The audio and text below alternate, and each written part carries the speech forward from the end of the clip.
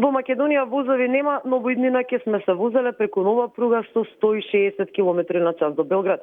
Приклучок на железничкиот коридор 10 најавија премиерите на Србија и Македонија Брнабек и Ковачевски. За српската премиерка поврзувањето е од огромно значење бидејќи Македонија и Србија немаат силни економии како земјите на ЕУ. Македонскиот премиер пак најави формирање на работни групи кои ќе направат план за реализација. Продолжуваме да вложуваме во железничкиот коридор 10 и нашиот план беше од Ниш до Прешево, значи границата со Република Северна Македонија, но последниве неколку месеци почнавме да разговараме и за оваа делница до Скопје.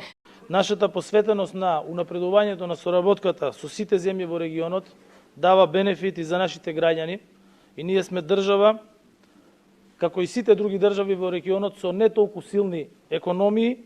За очајната состојба на железничкиот сообраќај во Македонија, министерот за транспорт и врски Бочварски топката ја префрли кај македонски железници. Тој најави нови оператори кои ќе пружаат услуги во железничкиот сообраќај, бидејќи досегашните одвоени средства од владата за железници не дале ефекти.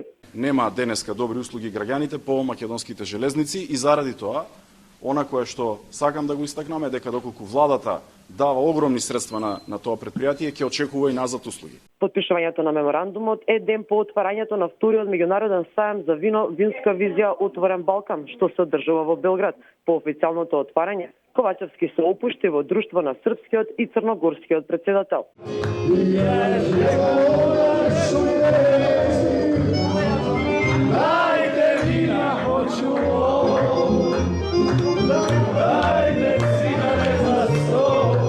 За сега нема детали колку пари се потрошени за покровителство на сајмот за вино. Од она што за сега е познато, премиерот не штедел ниту на организација на македонската вечер, за која ќе готват врвни кулинари и ќе се точат сортни македонски вина.